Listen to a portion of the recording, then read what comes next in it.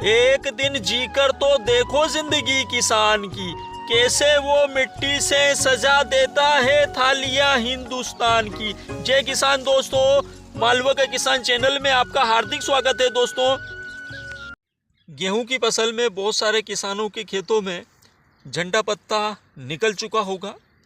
बहुत सारे किसानों के खेतों में इक्की दुक्की बालियाँ निकल रही है। बहुत सारी जगह बालियाँ निकल चुकी है और बहुत सारी जगह ये जैसा हमारा गेहूं है इस स्टेज पर है और कुछ जगहों पर अभी गेहूं छोटा है। तो आज का जो हमारा वीडियो है सभी प्रकार के गेहूं, चाहे वो कोई सी भी वैरायटी के हों, सभी प्रकार के गेहूं के लिए हैं। जब आपके गेहूं में इक्की दुक्की बालियाँ निकलने से लगाकर गेहूं की पूरी बालियाँ निकल जाए या गेहूं में दाना भरने से पहले तक, मतलब कि इक्की दुक्की बालियाँ निकलने से लगा के और गेहूं में जहाँ तक बीज भराव का कार्य शुरू नहीं हो वहाँ तक आप इस स्प्रे का उपयोग कर सकते हैं।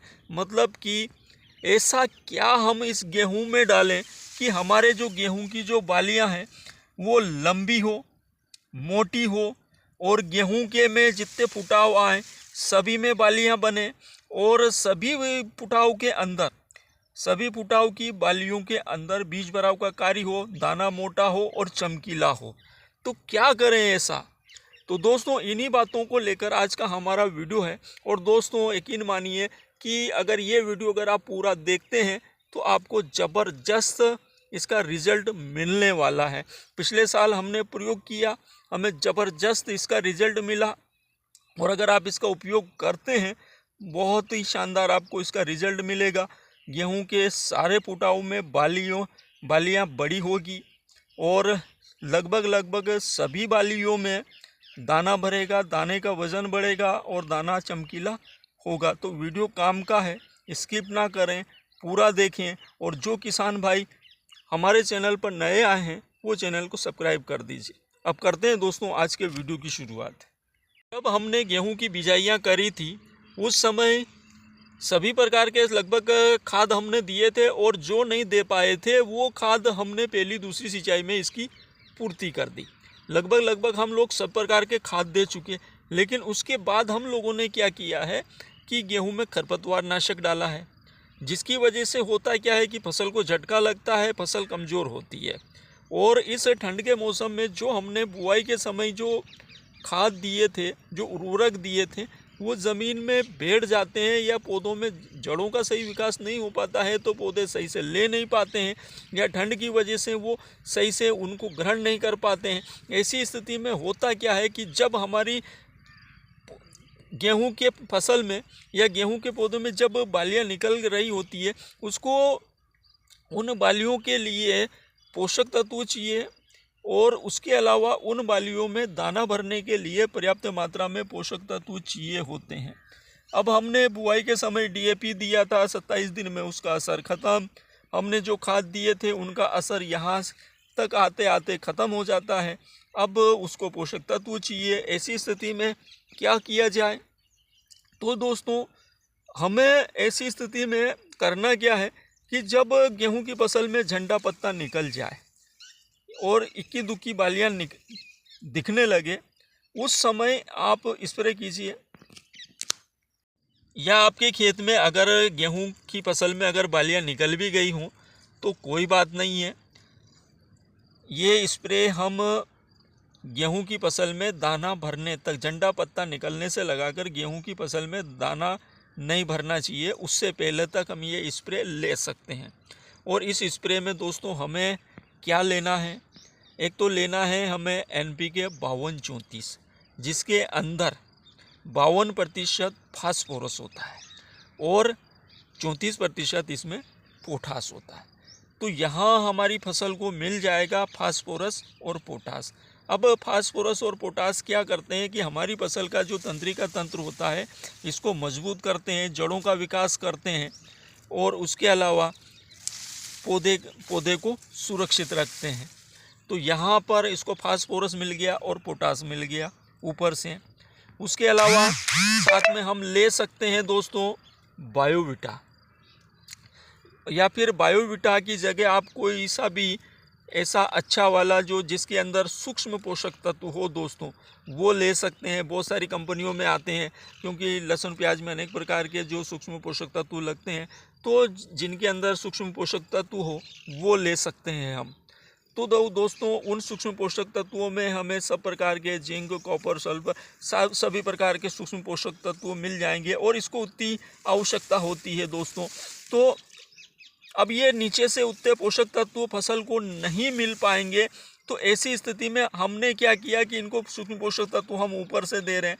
तो हमने एक तो NPK 52-34 ले लिया, एक बायोविटा ले लिया, या कोई सा भी दूसरा सूक्ष्म पोषक तत्वों वाला टॉनिक ले लिया। अब एक चीज़ और हमें लेना है दोस्तों, अगली जो सबसे मुख्य चीज़ है दोस्तों वो है प्रोगिब इजी के नाम से एक पुड़िया आती है, 40-50 रुपये की आती है ये प्रोगिब इजी के नाम से। 2.5 ग्राम की होती है, सिर्फ 2.5 ग्राम, मतलब 2.5 ग्राम होता है इसमें सिर्फ। ये इतनी इम्पोर्टेंट चीज़ है दोस्तों। अब ये जो प्रोगिब इजी होती है, इसके अंदर 40% जिब्रेलिक एसिड होता है और 40% प्रोगिब होता है। तो ये दो चीज़ें इसके अंदर होती है। तो ये जो प्रोगिब इजी के नाम से जो पुड़िया आती है, इस पुड़िया को हमें करना क्या है कि अगर 250 ग्राम अगर आप बायोविटा लेते हैं, तो उसके अंदर एक पुड़िया उसी बायोविटा के जो डिब्बा होता है उसी का ढक्कन खोलकर उसी के अंदर मिलाकर उसको अच्छे से हिला लीजिए। उसके अलावा अगर आप 500 ग्राम लेते हैं तो उसके अंदर 2 पुड़िया मिला लीजिए, और अगर आप 1 लीटर बायोविटा लेते हैं तो उसके अंदर 4 पुड़िया मिला लीजिए दोस्तों, प्रोगिब इजी के नाम से, जिसके अंदर 40% जिब्रेलिक एसिड और 40% प्रोगिब होता है ये पुड़िया। अब दोस्तों हमने बायोविटा के अंदर उसको मिला लिया है, और बायोविटा कितना लगता है, बायोविटा की जो मात्रा हमें लेनी है दोस्तों वो लेनी है 2.5 ग्राम पर लीटर पानी के हिसाब से। वो पुड़ियाएँ तो हमने बायोविटा में मिला ली है। अब जो बायोविटा की जो मात्रा हमें लेनी है वो 2.5 मतलब 2.5 ग्राम पर लीटर के हिसाब से, मतलब कि अगर 15 लीटर की टंकी है आपकी तो उसमें 40 ग्राम के आसपास आपका बायोविटा जाएगा। अब दोस्तों यहाँ पर बहुत सारे किसान भाइयों के मन में बहुत प्रकार के क्वेश्चन निर्मित हुए होंगे कि जिब्रेलिक एसिड तो पौधे की हाइट बढ़ाता है, अगर हम गेहूं में जिब्रेलिक एसिड दे देंगे तो हमारे गेहूं बहुत बड़े हो जाएंगे और आड़े पड़ जाएंगे। तो दोस्तों यहाँ मैं आपके सारे डाउट क्लियर करूँगा, बस आप वीडियो में आखिर तक बने रहें। तो दोस्तों ये जो जिब्रेलिक एसिड यहाँ हम दे रहे हैं ये 40% वाला दे रहे हैं, इसके अंदर 40% जिब्रेलिक एसिड है, सिर्फ 2.5 ग्राम की ये पुड़िया होती है। अब यहाँ पर हमें इसको उस समय उपयोग कर रहे हैं हम जबकि गेहूं में झंडा पत्ता निकल चुका हो या इक्की दुक्की बालियां निकल चुकी हो, मतलब गेहूं में जब बालियां निकलने लग जाए उस समय हम उपयोग कर रहे हैं। अब जब हम इसका उपयोग करेंगे तो होगा क्या कि जो ये पौधा है, फसल है, ये नीचे से एनर्जी मारेगी और ये इतनी कोशिश करेगी कि अंदर से जो कुछ है उसको एकदम से बूस्ट करने की कोशिश करेगी, अपनी पूरी एनर्जी लगाएगी। और पूरी एनर्जी कहाँ चली जाएगी दोस्तों, बाली में चली जाएगी, हाइट नहीं बढ़ेगी। इसकी पौधे की जो पूरी एनर्जी है, जिस स्पीड से जिब्रेलिक एसिड से पौधा बढ़ता है उसी स्पीड से दोस्तों यहाँ पर बाली बढ़ेगी, एकदम से बालियाँ बूस्ट होगी। तो जो आखिर के जो पुटाव है ना हमारे, उसमें भी बालियाँ निकल जाएगी दोस्तों। और यकीन मानिए कि बालियाँ आपकी जो बालियों की जो साइज़ है कहीं ना कहीं लंबी होगी। और उसके अलावा जो हमने साथ में NPK 52-34 और जो बायोविटा दिया है जिनके अंदर सूक्ष्म पोषक तत्व है, और NPK 52-34 के अंदर आपका फास्फोरस है और पोटास है, वो आपकी बालियों को मोटा करेंगे, मतलब कि बालियों के जो दाने हैं उनको भरेंगे और दानों की जो साइज़ होगी दोस्तों वो बड़ी होगी और दाना चमकीला होगा दोस्तों। तो यहाँ पर इसका बहुत ही ज़बरदस्त रिजल्ट है दोस्तों, ज़बरदस्त रोल है। और इसका हमने पिछले साल उपयोग किया था और उसके बाद किसानों ने कहा था कि ये श्री राम सुपर 303 गेहूँ नहीं है, ये तो इसकी बालियाँ ऐसी नहीं आती, इसकी बालियाँ वैसी नहीं आती, इनकी बालियाँ बड़ी दिख रही है।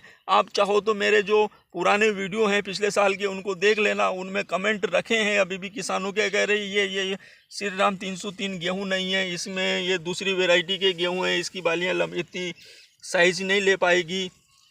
तो दोस्तों कहीं ना कहीं साइज़ में फ़र्क पड़ेगा। उसके अलावा और साइज़ में अगर देखिए जो वैरायटी की जितनी साइज़ है उससे ज़्यादा तो लंबी, लेकिन दोस्तों कहीं ना कहीं हमारी जो गेहूं की बालियां हैं, जो बहुत सारे गेहूं के अंदर जो बहुत सारे फुटाव रहते हैं, जिनके अंदर की दाना नहीं भर पाता है, जिनके अंदर बालियां बिल्कुल इतनी सी बालियां रह जाती है, वो बालियां भी बड़ी हो जाएगी और सभी में दाना भरेगा। उसकी वजह से हमारा जो उत्पादन है उसमें काफ़ी बढ़ोतरी होगी दोस्तों। उसके अलावा दोस्तों हम यहाँ पर एक चीज़ और ले सकते हैं, फंगीसाइड। अब फंगीसाइड में हम चाहें तो यहाँ पर नेटिव फंगीसाइड ले सकते हैं या कस्टोडियो फंगीसाइड ले सकते हैं, क्योंकि दोस्तों जब हमने खरपतवार नाशक के स्प्रे किए उस समय फसलों को झटका लगा, बहुत सारे जो मतलब जो नीचे के पत्ते हैं वो पीले पड़े। उसके अलावा मौसम ख़राब हुआ, उसकी वजह से नीचे के पत्ते पीले पड़े और फसलों में फंगस की कहीं ना कहीं समस्याएं निर्मित हुई हैं।